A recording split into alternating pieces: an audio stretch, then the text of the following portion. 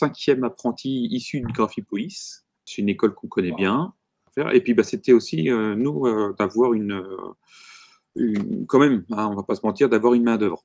On cherchait une main-d'œuvre qui n'était pas forcément, fallait pas qu'elle soit tout le temps à l'entreprise parce qu'on a quand même un secteur qui est assez fluctuant. Il y a des semaines, on va avoir beaucoup de boulot, d'autres, on ne va pas en avoir tout le temps. Voilà, et on avait des postes où, par exemple, mon collègue, il est tout seul et il fallait qu'il y ait quelqu'un qui vienne l'aider à certains moments. Donc, il y avait cette problématique-là à laquelle il fallait répondre.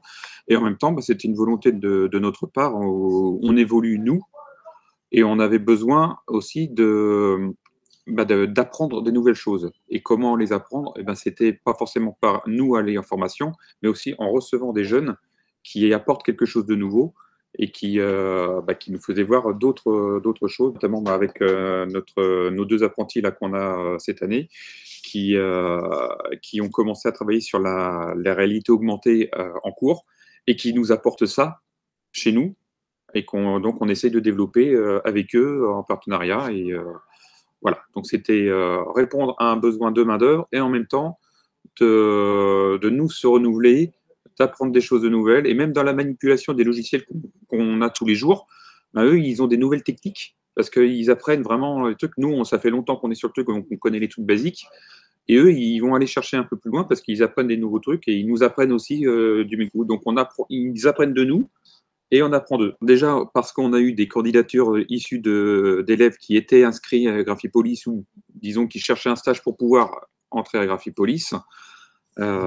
Déjà, bon, ça c'est un point. On a des anciens Graphipolis qui connaissent donc bien l'établissement, les formations. Et puis il y a une réputation aussi de Graphipolis qui est connue d'un petit peu tout le monde. Et on sait bien que les élèves à Graphipolis, ils ont un niveau. Alors déjà qu'il ait une idée bien précise de ce qu'il cherche lui. Donc qu'est-ce qu'il veut faire? Nous, on va lui décrire le poste pour lequel on a besoin. On va lui dire voilà, c'est ça, c'est ça, c'est ça. Il ne faudra pas t'attendre à ça, ça, ça.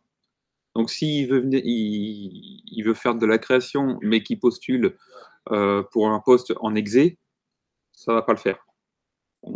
Parce qu'il va s'ennuyer, il va lâcher, et on ne pourra pas forcément compter sur lui. Et on a eu, entre guillemets, un peu le problème avec mon apprenti l'année dernière, qui arrivait, ne savait pas trop. On lui avait proposé le poste, tout ça, elle a dit ok, pas de problème. On ne se voyait pas trop faire de la création, mais bon, elle aime bien ça quand même.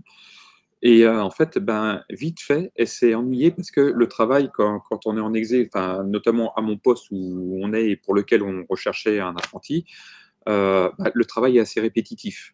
Même si chaque fichier est différent, qu'il faut le préparer différemment en fonction du papier, des angles, des machins, tout ça. S'il sait qu'il ne peut pas rester 8 heures d'affilée devant un ordinateur, c'est pas la peine qu'il vienne en exé, par exemple. Voilà. Un qui veut faire de la création, il ne faut pas qu'il vienne en exé, parce qu'il ne va pas avoir de création. Donc, vraiment, il faut qu'il ait une idée précise de ce qu'il cherche. Et quand on va lui faire la description du poste, est-ce que ça l'intéresse? Est-ce que ça correspond à ce qu'il veut ou pas? Quand on va recevoir un fichier d'une agence ou d'un client, il va falloir faire la préparation de la forme imprimante, vérifier que tout est au format, que les défonces sont faites, les surimpressions, qu'on ait bien une correspondance entre le fichier et la commande du client, que toutes les modifs soient faites et que le fichier soit préparé de façon à ce que quand il se passe dans le RIP, on puisse le récupérer pour faire les plaques et en machine sans avoir à y toucher et faire de retouches. Normalement, c'est le but du jeu. Maintenant, les retouches, ça peut arriver en machine parce qu'on a un modèle et puis on arrive, ça fait pas la même chose. Donc, voilà. Mais c'est là, alors il y a des fois des entreprises où on va faire un job sur une journée, un job ou deux. Voilà. Nous, on a des petits fichiers, là, comme je peux vous montrer, ce sont des étiquettes. Vous voyez, là, on a juste un petit truc comme ça. On va en faire 50 dans la journée, quoi. Donc, c'est 50 fois le machin. Des fois, il y a des fois, il y a de la modif, c'est intéressant. Des fois, c'est des nouveaux modèles, c'est un peu plus intéressant. Mais il y a des fois, c'est sans modification. C'est-à-dire qu'on reprend le fichier, on fait le bon à tirer et point. Ça s'arrête. Donc, ça peut être lassant. Plus la boîte est grande, plus on va avoir des secteurs où le poste, il va être bien, on va dire, voilà, ton poste, c'est ça, c'est pas autre chose. Que quand la boîte est plus petite, on a tendance à, tu prends la commande et puis tu la fais de A à Z. Donc, il faut aussi savoir où il va, ce qu'il veut faire, Nous, aujourd'hui, on est un groupe, donc on travaille en synergie avec d'autres entreprises du groupe. Donc, il faut bien qu'on sache qu'on est très sectorisé, quoi. Voilà. Alors, nous, on fait ça, c'est notre truc. Nous, on fait tout ce qui est traditionnel.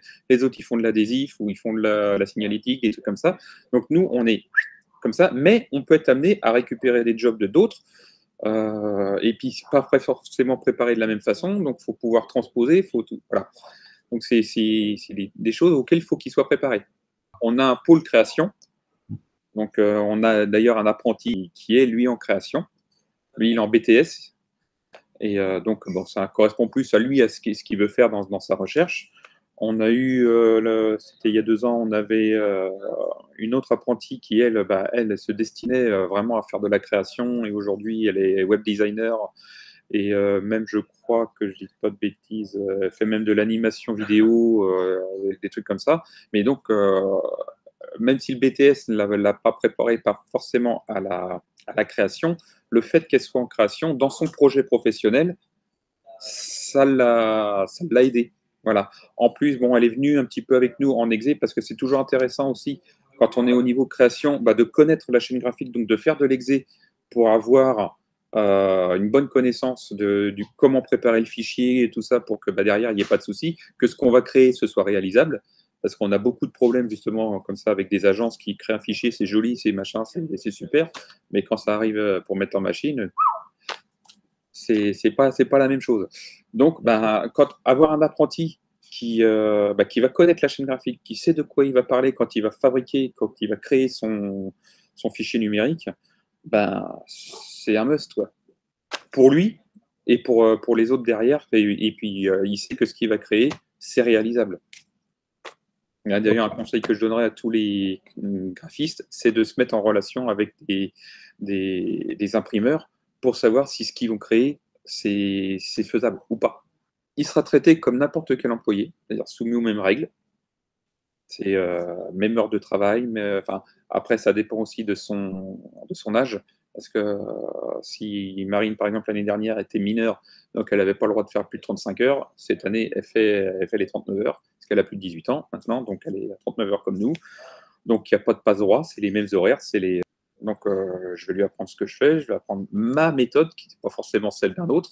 Ce que je souhaite, c'est avant tout qu'il y ait une confiance qui s'installe entre l'apprenti et le maître d'apprentissage, que si elle a un problème avec moi ou avec quelqu'un d'autre qui vient de m'en parler, qu'on essaie, ou même rien qu'avec le boulot, qui vient de m'en parler, je préfère avoir un apprenti qui va poser énormément de questions qu'un apprenti qui va rien faire ou qui va se taire, qui va se planter, même si on apprend de ses erreurs. De base, l'apprenti sera traité comme n'importe quel autre employé.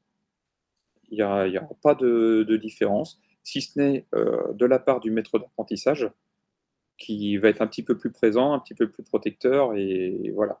Maintenant, je vois ici que tout le monde participe un petit peu à son apprentissage. Là, on a commencé par des tâches assez simples, en binôme. Après, on l'a laissé un petit peu toute seule, mais avec une vérification avant de finaliser le dossier. Aujourd'hui, elle est un petit peu plus libre. Oui, une lettre de motivation, voilà, déjà qui est bon. Comme je disais tout à l'heure, qu'il ait une bonne idée de ce qu'il veut faire. Que nous, quand on va recevoir la lettre, on voit si ça correspond à ce qu'on peut lui proposer ou pas. Après, il aura un entretien et suivant le choix qu'on fera, on lui proposera une journée quand même de découverte du poste pour voir si ça correspond à ce qu'il veut. On lui montrera, comme si c'était son premier jour, on lui montrera voilà ce qu'on fait. Aujourd'hui, tu regardes comme ça, est-ce que toi tu connais des choses ou autre. On va partir à sa découverte aussi, nous, savoir qui elle est, qu'est-ce qu'elle cherche. Et ça nous donnera une idée un peu plus précise à nous de est-ce qu'elle va convenir au poste ou pas, parce qu'il faut voir ça aussi. Donc, est-ce qu'on peut la choisir au moment de l'entretien et finalement se rendre compte au cours de cette journée que ça ne va pas le faire? Ça peut arriver. Ou à l'inverse, nous, on va dire, pour nous, ça fait, elle a les connaissances, elle a les capacités requises, mais la personne ne pas apprécier le poste. Donc, c'est à ça que sert cette journée de découverte. Voilà.